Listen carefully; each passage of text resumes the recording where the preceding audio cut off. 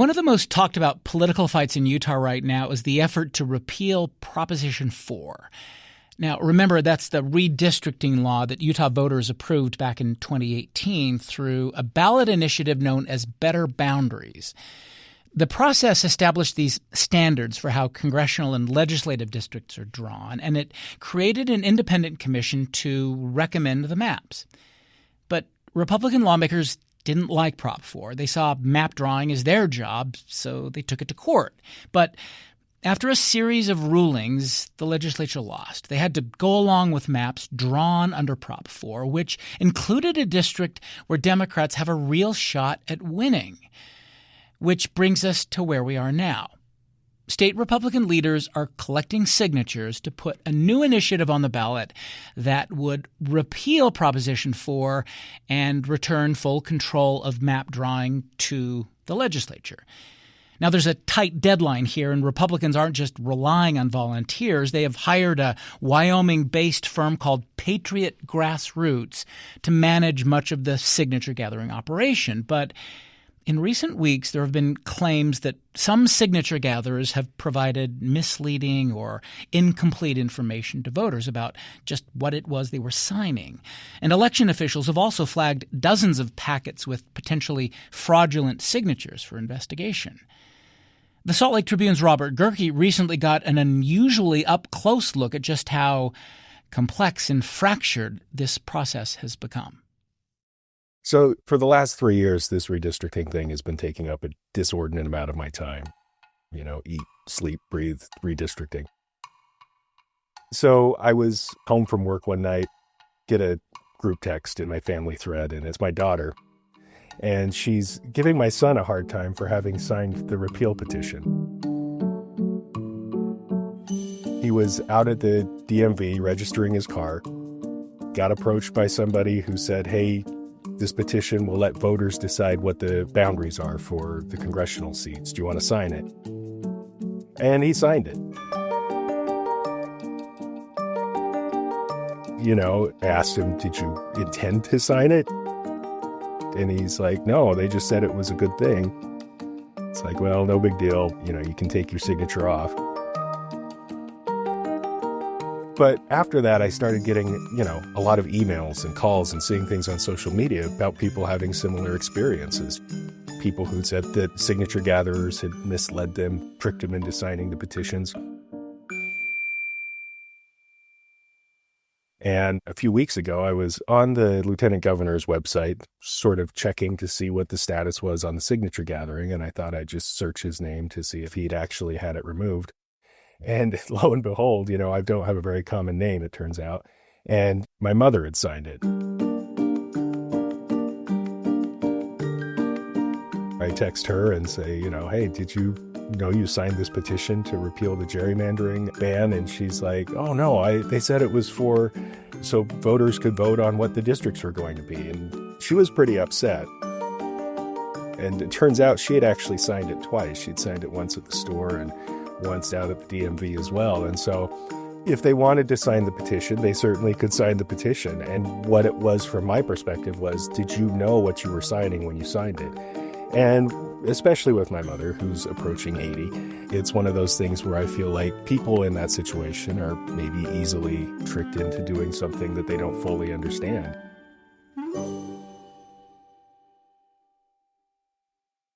So my son went into the county clerk's office. They helped him fill out the form. The guy at the desk even took a picture of him with his signing the form so he could send it to the family group chat.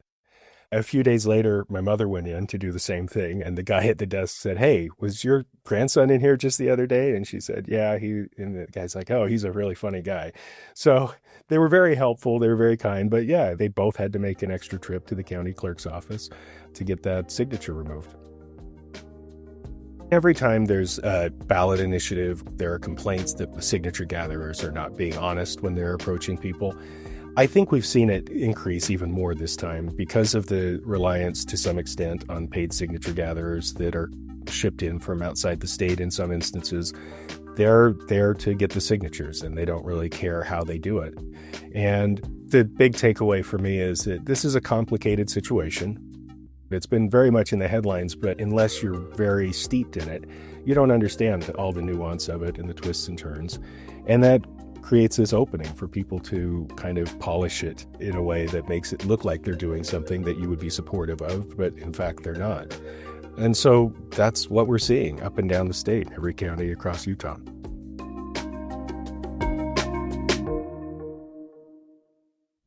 This is Radio West. I'm Doug Fabrizio. Today in the program, we're talking about the latest in this battle over Proposition 4, and we're also going to talk about how all of this has raised these troubling questions about the signature gathering industry itself. But first, let's get you up to speed. Back to Robert Gehrke. Can you give us a sense, Robert, of where you think Utah might be fitting in this larger question of congressional boundaries as we head into the midterms, like in the national context? I mean, President Trump has been pushing red states to redraw their congressional boundaries. The Supreme Court's now allowing Texas to have, use their redrawn map. That could give them, 5 Republican seats. And then the court said, okay, to California, you can also use your map to possibly increase your slate of representatives, Democratic representatives, probably by 5 as well. Other states are pursuing similar efforts. Like, does this thing that's going on in Utah now kind of fit into all of that? It really does, because, the litigation over these boundaries had been going on for several years and never really registered on the national landscape. But I think with what President Trump has done in pushing Republican states to redistrict and California's response by gerrymandering their districts, Utah's kind of fallen into that, even though the fact set that underlies the Utah case is very different. It's not being done by the party in power to gain more power. It's being done as a result of this initiative. But it definitely has escalated the profile of it. And so that's why we see President Trump chiming in and encouraging people to sign these petitions. We see Senator Mike Lee. We see all this money pouring in from this Trump-aligned dark money group that is funding the signature gathering drive. And it's 1 seat at the end of the day, right? So should it matter that much? Well, given the landscape, given the narrow majority that Republicans have right now, and the way that everybody's clawing for every single seat they can get, it may not matter, but nobody's going to kind of let it fall by the wayside and just go just because it's 1 seat, right? So I think it has really turned up the heat on this issue and elevated its prominence nationally. What do you make about how this signature gathering process has been playing out? Because it sounds like it's been really like this turbulent process in places where you have these allegations of signature gatherers misleading people. You have opponents of the repeal effort in some cases being really aggressive and confronting signature gatherers. You have questions about the working conditions of signature gatherers, where the money is coming from. So just like, what's your general sense of how this process is playing out? Yeah, I think it's been a lot more difficult than the Republican Party anticipated it would be. They had $4.5 million almost through this Trump-aligned PAC, brought in these paid signature gatherers. That we saw the labor groups last year turn in 300,000+ signatures in 30 days. And right now it looks like the Republicans are scuffling to try to get to 140,000 that they're going to need. And then you mentioned all the conflict that's arisen, all the allegations of deception and so forth. And when you think about it, the Republican Party is the largest, most powerful membership organization outside of the LDS Church in the entire state. And they are really having a hard time. And it's very much in question if they're going to be able to make it or not. Why are they having a hard time? I think because people are a little bit tuned out. It's not something that's front and center in people's mind. I think if you look at the polling information, the Independent Redistricting Commission is widely popular. There was a poll that was done by Better Boundaries, so we can take it with a grain of salt, because these are people who are very much supportive of the Redistricting Commission. But 2/3 of voters across the political spectrum want that law to stay in place. And wasn't there a Sutherland Institute? I was just going to say the Sutherland Institute poll is probably even more revealing, I think. Because that's a conservative organization. That's a conservative organization, and according to their poll, 85% of voters want an independent redistricting commission involved in the redistricting. Now, the role that would play is there's a little bit of a split there, but that means that only about 15% want the legislature to be able to do this by itself without any checks in place. And so I think that voters are going to be a little bit reluctant to jump on board with that. Now, it is true that in 2018, when the Better Boundaries Initiative passed, it barely passed. Yeah. So, if it does end up on the ballot, I think it becomes very interesting at that point, and it becomes a very expensive PR campaign on both sides. But we've got to wait and see if they can get it that far first. Because it's not a slam dunk. You don't think at all? I don't think it's a slam dunk, and if you made me put a wager on it right now, I'm not sure which way I'd bet. I think it's entirely possible where we end up is they get the signatures that they need, and then over the next 45 days, Better Boundaries is able to knock off enough signatures to put them back under the threshold and knock it off the ballot. I mean, we've seen that happen before. It's not out of the question. And Better Boundaries has started this big campaign over just this week where they're mailing out letters to voters who've signed it saying, hey, your name's on this. Did you mean to sign it? Call the clerk. Call the clerk. Yeah. They provide the form already filled out. All the voter has to do is sign it, stick it in the envelope, drop it in the mailbox to remove their name. And so they're going to ramp that up. And they've got, again, 45 days to target those specific Senate districts, because the way it works is they have to get 8% of the registered voters in 26 of the 29 Senate districts. So if they can knock them down to 25, 24, it's over, right? So, and I think it kind of comes back to something. The legislature's always hated the initiative process. Senate President Stuart Adams constantly rails against it, and there's some merit to his contention. This is a blunt instrument, right? When the legislature passes a law, they get to refine it and kind of fine tune it a little bit more.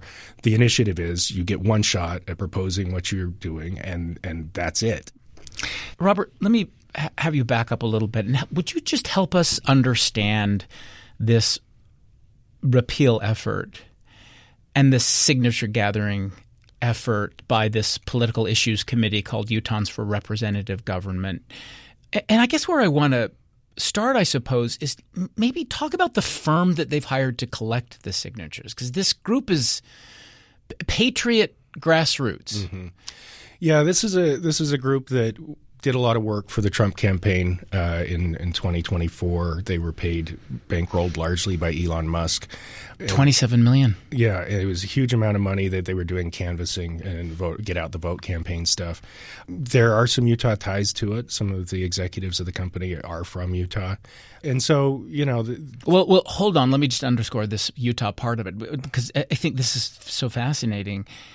It seems like that they hire a lot of former LDS missionaries. Is that true? I can't speak to that. I don't know. But it's a little unclear who they're bringing in, because a lot, we've heard about people coming from Miami and Michigan and Texas and all of these places that they're bringing in. And it's kind of, in some ways, come back to bite them a little bit, because you end up with people who don't care about the issues, who aren't part of the community, who are seen as hired guns, and they're doing it for a buck, whether they believe in the cause or not. And I think that's where a lot of these issues have arisen, where people are saying that they've been deceived into signing the petition, that people aren't being upfront, because all the signature gatherers, these paid signature gatherers, care about is getting you to sign on the line that is dotted, right? Yeah. So obviously volunteers are more involved in the community, and we saw with the union referendum that most of that was done by volunteer union members, right? Because they've got a huge network. So it's caused some headaches, I think, for Utahns for representative government. What are the there have been allegations being made about deception? Yeah. Deceptive practices by these signature gatherers. What can you tell us about that? We've heard people saying, this is to show your support for Judge Gibson's boundaries. There were some people up in Park City who that's what they were told, and so it's exactly the opposite of what in fact it does. What in fact it does. Honestly, I mean, my son and my mother have both signed the petitions. My mother signed it twice, actually, and she said she didn't know what it was doing, and she has since taken her name off of it.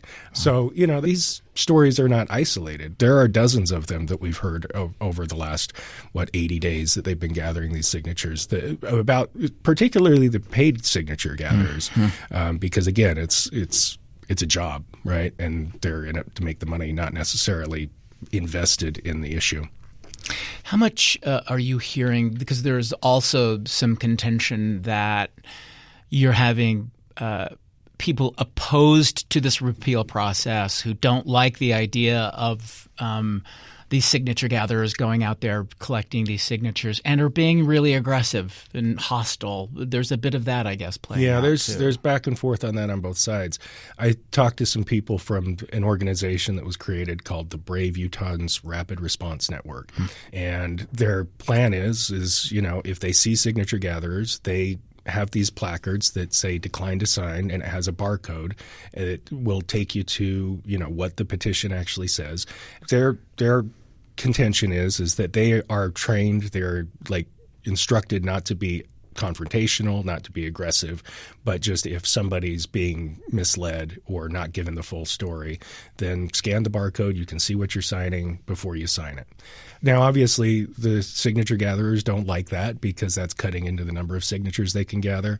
And there are accusations on both sides that one side's being aggressive toward the other and vice versa. Yeah. And so the number of videos out there apparently where, you have people screaming at signature gatherers and things like that. Yeah, as well. there's a lot of hostility and tensions have escalated. I think the further we've gone along in this process, I think you're seeing the Utahns for Representative Government really amping up their get out and sign campaign because they recognize that the time's running out and they've got a pretty big hill to climb still. Deadline's February 15th. Any sense of whether they'll make it? Right now, based on the signatures that have been submitted and validated, I would think no. But strategically, because we talked about the knockoff process that the opponents can do, it makes sense for them to withhold as many signatures as they can until the end. The bigger challenge, I think, rather than the 140,748 signatures that they have to get, is getting them in those Senate districts. And they're still way behind in a number of those Senate districts, and that's going to be the real challenge, I think. Are they going to get it? I would be surprised if they don't, but then I think there's this opportunity again for the opposition to come in and knock them off in a few Senate districts and keep the thing off the ballot. Would be a heck of a story if that's how it plays out, right? As a news person, that's what we want to see. Yeah. Robert Gehrke, thank you very much. Thank you. Robert Gehrke, he's a reporter for the Salt Lake Tribune. He covers politics and government. We'll take a break, come back in a moment. You're listening to Radio West.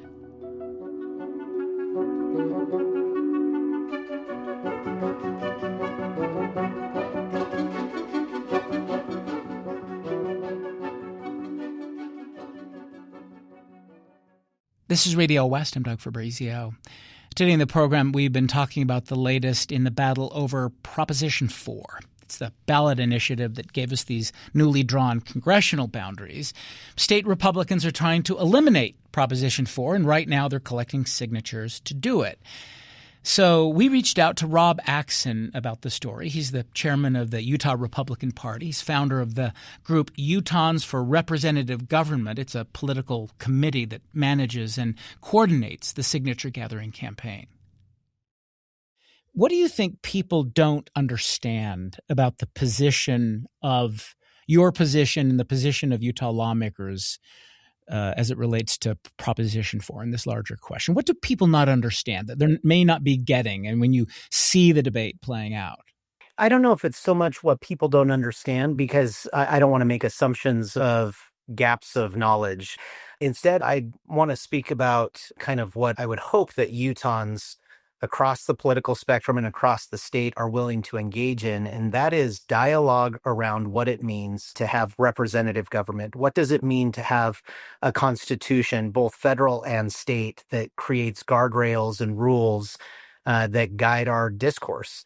I think the discussion needs to be around that space, and this is what motivates me on this issue of repealing Prop 4 and redistricting, is this important question of what role does elected representatives play in our process, and what role does the constitutional structure play in our process? So it seems like then there's this kind of maybe dispute about a model of representative democracy and a model of direct democracy on the other side. And if I understand you right, what you're saying is Prop 4 runs counter to the concept of representative government. Is that right? So I wouldn't say Prop 4 does directly. Okay. It certainly starts to blur those lines. The bigger challenge was how Prop 4 has been interpreted by the courts, and specifically the most recent court decisions around Prop 4 and the implementation of Prop 4 that have led to the complete disregard for parts of the Utah Constitution. Okay. That takes things from a gray area into a clear chaotic space and a misalignment from the constitutional structure of our system of government. And that's the conversation we're trying to have. It's why we're trying to create that backstop and that check on the courts that should appropriately come from the sovereigns of this country, which is specifically the citizens, Utahns. Utahns should be the one making these decisions, not one individual in the courts. So before I want to come back to the constitutional question. But before we get there, let me sort of ask you a little bit more about this question about direct democracy versus representative democracy, because I think supporters of Proposition 4 say the ballot initiative process is an example of direct democracy. And if you look at some of these, many of these, I guess maybe even most of the ballot initiatives, Medicaid expansion, medical marijuana, the Better Boundaries proposal, Proposition 4, they've all had broad public support. They were passed by a majority of Utah voters. So doesn't that tell you something about the will of the people? How do you respond to that? It's always important to have the will of the people, and knowing where the people stand is certainly appropriate. But keep in mind that our federal constitution guarantees every state a Republican form of government. Right. A constitutional republic specifically. And that is a system that is based off of electing individuals, men and women from your own community, who will represent you at the various stages of government. They will represent you and give the opportunity for your voice to be elevated to the role of policymaker. This is an important opportunity. It's an accessible and accountable system. It's an affordable way to engage in the process. The mechanism that we have here in Utah that is akin to direct democracy that you're talking about, the ballot initiative process, is a very laborious, a very expensive. It is not responsive. It is a slower process. Now, does it have a role? It certainly does. It is a guaranteed role right now in our state constitution. So I respect it. I appreciate it. But when you're looking at policymaking, when especially you're looking at the need to implement changes and adjustments to take into account current needs and demands and challenges and opportunities, it is incredibly slow and cumbersome and ineffective. Representative government, on the other hand, any individual can go and meet with their city council member. They can go and meet with their mayor. They can come up here to Salt Lake City and go to the state capitol and meet with their legislator. With relatively little engagement, you can provide information, resources, ideas, and suddenly your idea may find its way into a bill file and be proposed to become law. That's very different than the millions of dollars it requires to execute an initiative process. I will say my preference is one towards engaging through the elected representative process. I am not a fan of the initiative process for governing. Even here, where we are engaged in an initiative to repeal Prop 4, I'll point out that is an important question because it does seem there's a little bit of irony there that you're using a direct initiative when you're fundamentally opposed to direct initiatives. No, absolutely. And I myself find the humor in that very irony. Okay. And there's two things that I think are important for Utahns and listeners to understand.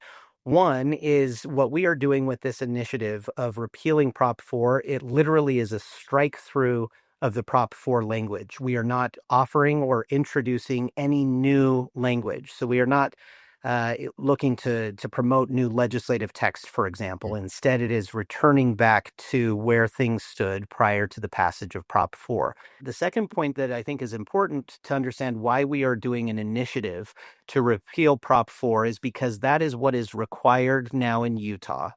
based off of the recent court decisions a year and a half ago of the state Supreme Court, and then reaffirmed through Judge Diana Gibson these last handful of months.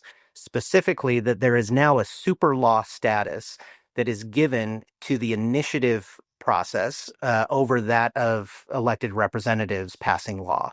So for over 100 years in the Utah Constitution, you had these two ways to provide legislation, one through the initiative direct democracy process and one through elected representatives more akin to the republic that we are.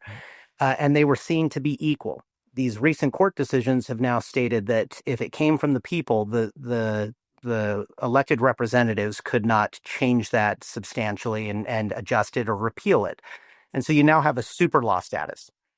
I think there's an idea that I wanted to get you to respond to, that you have struggled to get enough signatures for your initiative.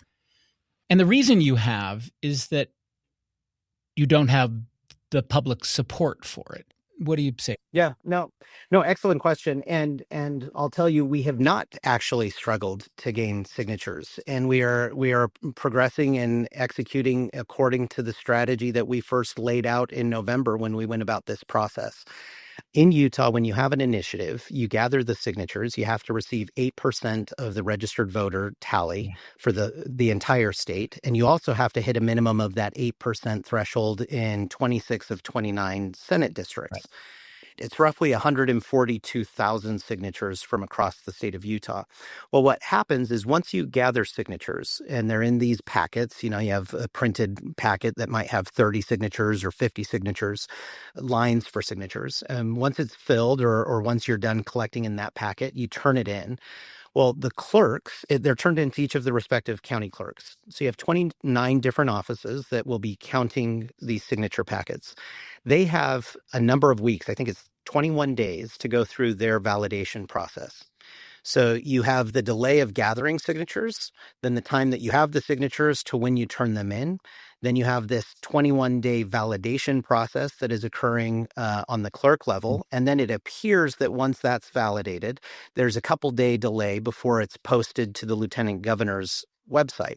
So you have a number of people that are looking at the lieutenant governor's website and assuming that that is a live count of where we are, where in reality it is many, many weeks delayed from where we are. When I first heard people using that as a form of criticism, what I found humorous was I looked and the numbers that were coming in were numbers that we had turned in 6 weeks earlier. So there's a there lag was nothing effect that accounting people for aren't 6 taking weeks. into account. Correct. There's a massive lag. And so I'll tell you, we are wanting to get as many signatures as possible because we believe that this is important for the people of Utah to weigh in on. And we are confident that the strategy we are executing to gather those signatures is both effective and will ultimately be successful.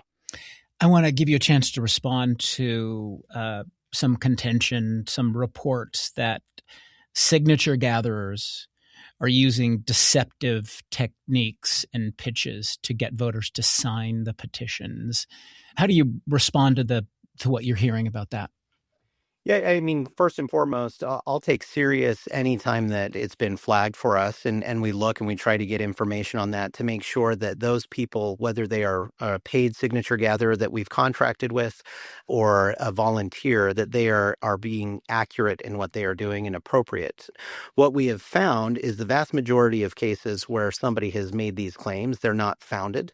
There's also instances where there's been claims that, they said this was about fair maps. Well, I believe it is about fair maps. You might have a different definition of fair maps, but I believe that it is only fair to have maps that are accountable to us as voters through our elected representatives. I don't believe it is fair to have one judge pick a map that never even went through the Better Boundaries process, never went through the Prop 4 compliance. Instead, it was a map that was given to her by a private group. I don't believe that's fair. And so that's a place where there may be a difference of opinion around the word fair. There have been a very small number of cases where it appears that somebody maybe didn't fully understand what they were talking about and thereby was not articulating it correctly to a person they were inviting to sign. Where that's happened, we've added additional training, or if there was an unwillingness on the part of that person, we no longer have them gathering signatures for us. But I think there's an important piece of context here for people to know. We have had over 1,500 people that I know of in a volunteer capacity engaged in gathering signatures. There's going to be additional people beyond that I'm not aware of. You also have a number of paid individuals who we've contracted with to gather signatures, around 700 people total throughout this process, most of whom are from Utah. But with that, you've got, north of 2,000, maybe approaching 3,000 people who have actively engaged in gathering signatures with us. There's inevitably going to be a couple of people who fall short of the requirements or our expectations, and where that occurs, they are terminated and let go. If they were paid, if they're volunteers, they're asked not to engage in the process. But those are a very small exception to the rule. The reality is there's literally hundreds, well over 2,000 people who have engaged in this process with nothing but respect and decency and integrity in talking about it and inviting their fellow Utahns to add their name to the initiative. As you know, the Better Boundaries Group is sending a letter to the Utahns who've already signed your petition, asking them to go through a process to remove their name. How do you respond to that? Well, I'd expect nothing less. They've been trying to prevent us from giving this back to the people of Utah for the entire time we've been engaged on this. What's really kind of ironic here is that Better Boundaries spent most of 2018 making the case that this question should be put on the ballot and let Utah voters decide where to be. Well, we're doing that same thing. We're trying to put back onto the ballot the question to let Utahns make the decision rather than unelected judges. And it seems like what was good for Better Boundaries in 2018, they now take grave offense to today. And I think that's unfortunate. The reality is, let's prevail and let's win based off of the strength of our arguments, and let the people of Utah make the decision after they've weighed the pros and cons on each side. That's all we're trying to do. The initiative process puts it on the ballot. Then it's up to the people of Utah to make the determination. I trust Utah voters. Let me ask you finally, I'm not sure if, I know there's a lagging effect that you talked about earlier. Have you done a count? Where are you? How do you feel about getting to the signatures you need? Yeah, I'm a big believer on focusing on what is in your control. So what's in my control is doing everything in our power and running clear to the finish line, which is on the 15th of February, so a week from Sunday. So we are going to continue to invite every Utahn possible to go and add their name to this petition so that we can get it back onto the ballot and let the voters of Utah decide. Any of your listeners, if they're wondering where they can go to sign, if they go to Utahns for Representative Government's website, which is ufrg.org/calendar, they can find locations each and every day where they can go and add their name to the initiative. Rob Axson, thank you very much for the time. Absolutely. Thank you, Doug. I appreciate the conversation. Rob Axson, he's chairman of the Utah Republican Party and the founder of Utahns for Representative Government. It's a political issues committee that is organizing the campaign to repeal Prop 4. We'll take another break and come back in a moment. You're listening to Radio West.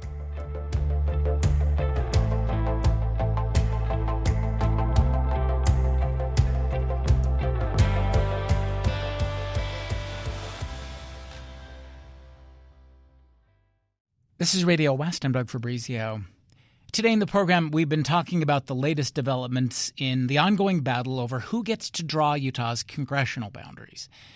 And one of the things this process has revealed as state Republicans try to eliminate Proposition 4 and are collecting the signatures to do it is just how the work behind these campaigns actually happens. We talked with Jackie Morgan. She's a senior partner with a Democratic political consulting firm called Elevate Strategies. And a few months ago, she wrote a Substack piece examining the signature collection process. Morgan herself has experience with this. She was involved in the campaign to get Proposition 4 on the ballot back in 2018. In her piece, she says the process looks like the ideal form of civic engagement, a kind of neighborly persuasion, but she says the reality is far from that. For such a long time in politics, we have relied on having conversations with people, on direct conversations. It is backed by research as the most effective tactic that can persuade or change somebody's mind. And so we do need to rely on having those conversations, which we all know are not happening as much anymore at every single level. And so we have now made that into a gig economy where we are paying people to then have those conversations. And this economy is one of the easiest to access for, vulnerable, economically unstable employees because it is short term. They can make a decent amount of money in a very small amount of time, and it's based entirely on how much effort you put into it. And it offers, big salaries, travel bonuses, and so it seems really appealing. It seems like an incredible opportunity, but it ends up being misclassified. You don't get any benefits.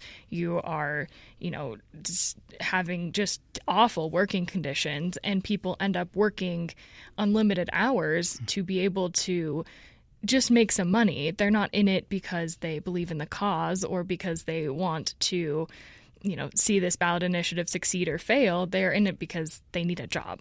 Yeah. What's wrong with that? That it's just a job?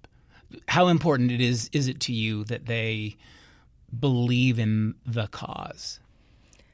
It's the reason we are seeing so many of the problems in the initiatives right now. There is so much hostility because people really care about this issue. There are people that care about this issue. They want to see Prop 4 either repealed or they want to see it as part of law. And so that, feeling of caring already raises the level of passion in people. And then you end up having conversations that end up feeling like they don't understand the consequences of that. And I understand both sides. If you're a signature gatherer and you need to make money to pay your hotel bill because you're here from out of state, or you need to make money to eat that night, you are trying to collect signatures out of desperation.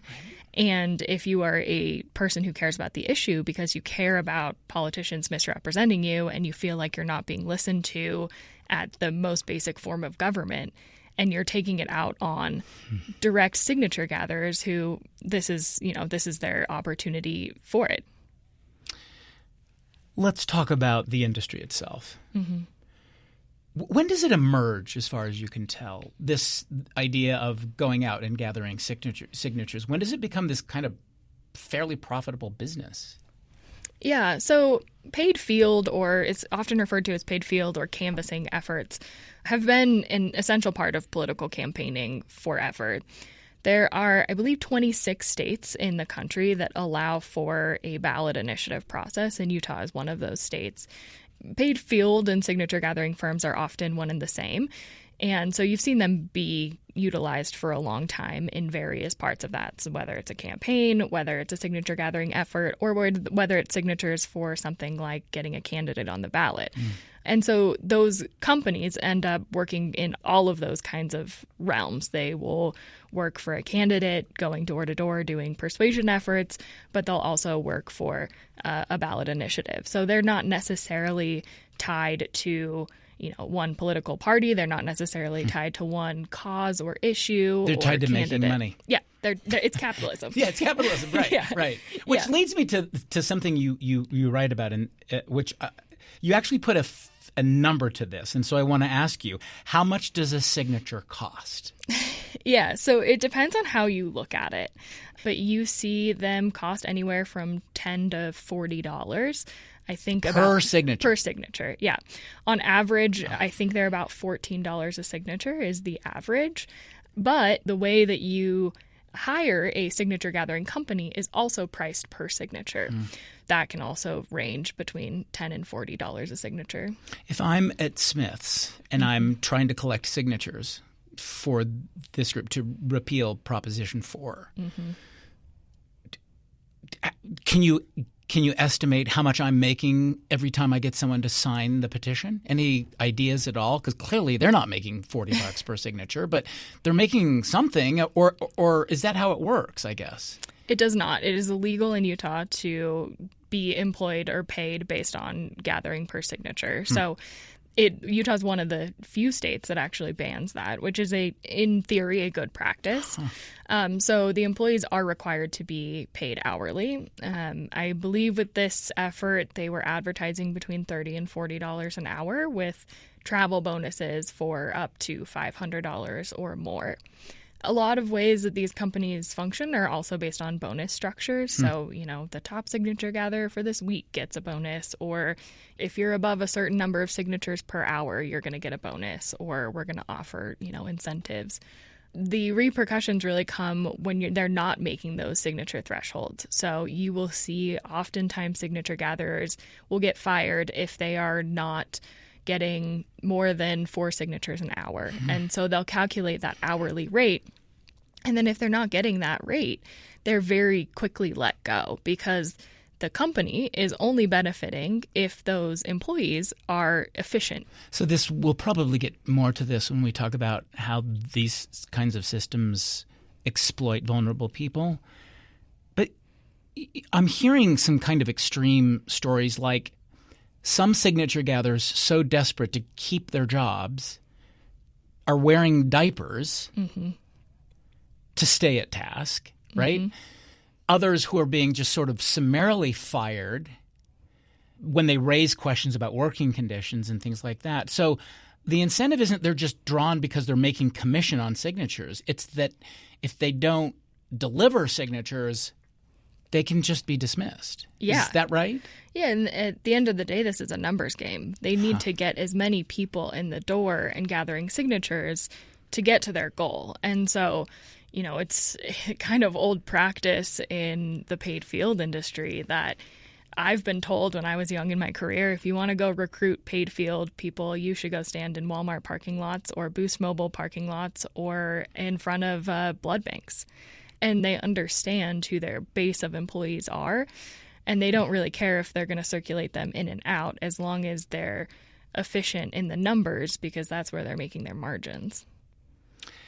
Tell us about Patriot Grassroots. This is the firm hired by Utah Republicans to gather these signatures for this repeal effort. What do you know about this particular group? Yeah, so this is one of many signature gathering companies. There are a lot of national companies. There's also a lot of local companies that exist, and they sort of exist both on the left and on the right. So this happens to be one of the ones on the right. Yeah. I have never personally, and I've worked in Utah politics for over a decade, I have not seen them in Utah or seen them working on Utah campaigns. And I think the majority of their employees are flown in from out of state because if you can get a really efficient signature gatherer in another state and bring them in here, that's going to be much better for you and your goal than if you are hiring on the ground. You mention in your piece, you write, if you've been to a Smith's lately, you've probably had the conversation. What's the conversation? Tell us about what's the script? What's the strategy that they use? I think what we've seen is that this varies quite a lot. We've heard stories from every end of the spectrum of what these conversations look like. But part of the problem with this is that in order to capture people's attention, you have to do it in very short amount of time. It has to be something that fires you up. It has to be something that engages you. It has to be something that catches your attention. And so I think these conversations are as quickly as you can explain this thing, which often turns into, do you want to keep Utah Republican or do you believe in gerrymandering? And is going to be the shortest way that they can elicit the most emotion out of you to catch your attention to then be able to get your signature. And so those conversations, go in different directions. We have seen many instances of these conversations leading to violence or conflicts. And I think it's unfortunate on both sides, frankly. I don't think that we are seeing, the polite conversations that we would hope to see in Utah based on this issue. And I know people feel very passionately about it on both sides. But I also think that having misleading tactics and misinformation and an issue that people already feel so frustrated by because it has to do with their basic rights to their government and their basic rights to what they believe that they should be listened to in their government. So it is raw and it is hard and it isn't productive to be talking like that, but is also the only way that you're able to get these signatures in the time period that the legislature has outlined.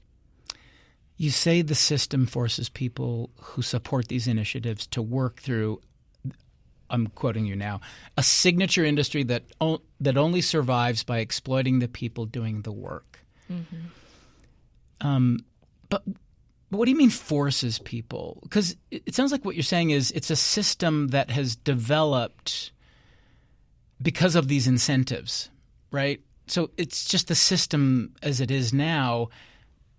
But you're not saying that there aren't other ways to do that. You're just, this is the way the system has evolved? Yeah, I think the laws that are in place to do these initiatives, they require such high signature thresholds, they require such intense geographic distribution and such tight timelines that it's impossible to do with volunteers, unfortunately, because I think this should be the process that volunteers and that everyday people should be able to participate in. It shouldn't be pay to play. It shouldn't be what organization has the most amount of money and can pay for the most amount of signature gatherers. Yeah. But that is what you often see are very well-resourced organizations up against each other rather than actual citizens. And so when you're forced to then pay people, then, you're obviously trying to drive down the cost for it, which then results in these unfair practices and exploiting employees and workers. And then, the workers are the ones that suffer. They're just trying to make their living. They're just trying to get home to their families at night. And they are the ones that end up having the consequences of this industry that takes advantage of them when they just see an opportunity to be able to make some money. If we were to do this right, from your perspective, what would it look like? What would this system look like? Let's say a group of citizens want to go directly to voters through an initiative process, as opposed to the way it works now. How would that work? Take me through some of these, because you mentioned some of the solutions for all of this. I think what's interesting is we do have some of those solutions in code, but it's for the politicians. Huh. So for politicians to get on the ballot, if you're in a House district, it's 1,000 signatures. It is 2,000 signatures if you're in a Senate district, and they cap that. That's pretty doable to get 1,000 signatures without having to pay people. So lower the signature requirement. First of all, I think, lowering the signature thresholds is one of the most important things that we can do. I also think you can lengthen the timelines, give people more time to collect these signatures. And then I think, firms that have convictions of crimes and fraud and signature gathering firms that are mistreating employees need to be investigated and prosecuted and barred from working in the industry. Not continuing that cycle is also a very important part of this. Let me ask you finally, everyone always points out the irony of a few parts of this story. One, lawmakers who are opposed to the ballot initiative process are using the ballot initiative process. Mm-hmm. Lawmakers who are concerned about outside money, outside people coming in are doing that now in this process. So I guess this is kind of an odd way of putting this question, I suppose. But do you think they're seeing how it works for citizens that may give them some incentive to think about this process in the future? Yeah, getting a little bit of a taste of their own medicine. Kind of. I do think that we're seeing that. I don't know if that means there will be changes, but I think we saw it very initially in this process when they tried to use the indirect initiative, which is the much easier form to the ballot, which has far less signature thresholds and then just goes directly to the legislature. And we saw them try and go down that path, and that path didn't work out. And so, I think watching them try and navigate all these steps is, to your point, ironic. It's pretty entertaining to have to see them go through, these things that they've made purposefully hard I would love to see that means that they're going to reform the system and that they're going to make all these changes. But unfortunately, I don't know if that is a priority for them. Jackie Morgan, thank you very much. Thank you. Jackie Morgan. She's a senior partner at Elevate Strategies. It's a Democratic political consulting firm based here in Utah. The firm has a social media platform called Elevate Utah. We have links to all of that on our website, radiowest.org. Radio West is a production of KUER. You can subscribe to the show wherever you get your podcasts. You can find us on YouTube at KUER 90.1, on Instagram at Radio West.